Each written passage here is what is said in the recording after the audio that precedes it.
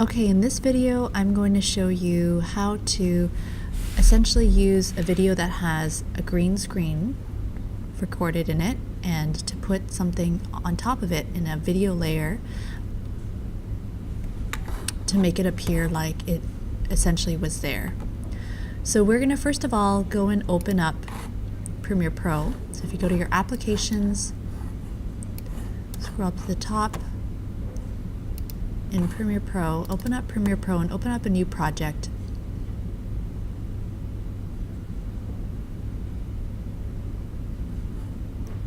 I'm going to open up a new project. I'm going to set it up as capture format HDV. I'm going to set where I want it to be. So I'm going to have a folder here. I'm going to go ahead and start a new folder because I want to keep everything together for each project. I'm going to say intro media green screen, and I'll choose that folder. I'll name the project green screen lesson, and I'm going to go up here to the scratch disk and make sure that it's set to the same as project. So that means that the folders will all be the same. This will help you make sure that you don't have any media offline in future times when you log back into the project. So I'm going to go ahead and press OK. You want to make sure that it's HDV and 1080, either 24 frames per second or 25. I think we'll go with 24 frames per second because a lot of the stock footage we have is 24 frames per second.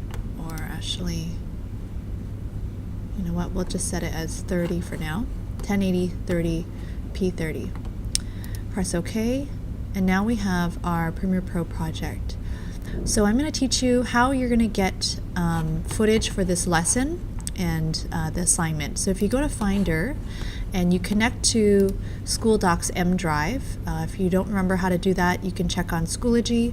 Essentially, you just go up here and press iMac Connect, and it will connect you to School Docs.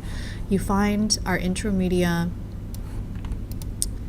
under special projects, media production, and under media resources there's a folder called green screen practice. So here I've uploaded a lot of different stock footage that have green screen in it. So for example, here's a newscaster against a green screen. Here's someone who's using an iPad tablet that had green screen on it. So this is where you can put in essentially whatever video you want the person to be looking at. So I'm going to go ahead and use something simple.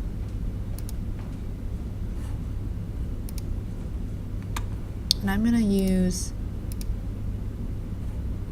maybe, let's see. I'm going to use this hand that's clicking on a remote. So first of all, in order to get the stock footage, you need to make a copy of it and bring it to your folder and put a copy of it in the folder. If you do not do this step, you're going to end up with media offline because your footage is not in your project file. So I'm going to go ahead and you need to take one green screen video.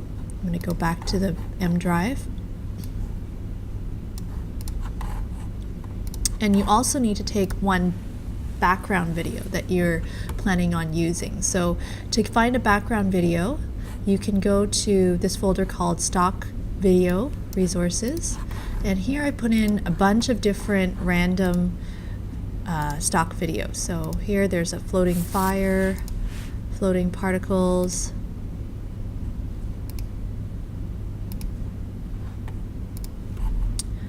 and you can choose whatever you want to do, but I'm going to choose maybe this time lapse here.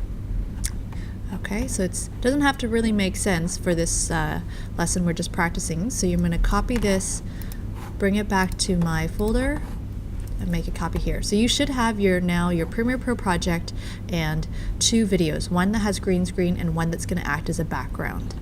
So let's go into our project now and import those video files. So I'm going to import these two. and it's going to show up here. So what I'm going to do first is I'm going to go ahead and take my green screen video, grab it and drop it down into the timeline. If it comes up with the clip mismatch warning, you know that you always change sequence settings, and this ensures that it matches your dimensions of your sequence. So here I have the green screen video, and my first step that I'm going to do is I'm going to now do something called chroma keying, and that's what takes out the green part of the video.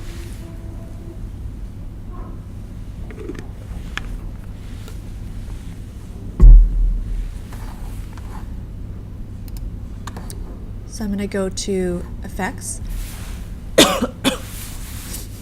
Video Effects, and this is something called keying. There's a folder called keying, and there's several different options of chroma keying that you can use. They give you a lot of different options. For this class, we're going to use kind of the most basic one first.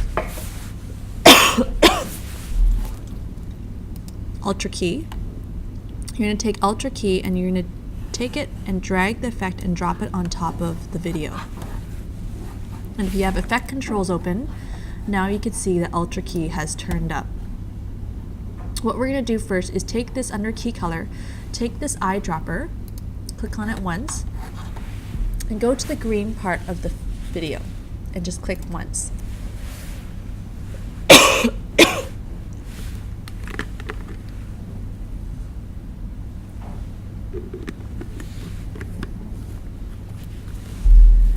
If you click there, you'll see that it kind of got a bit. I'm going to try to click some more.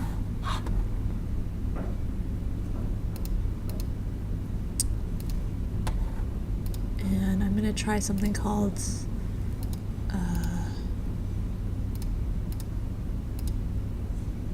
aggressive.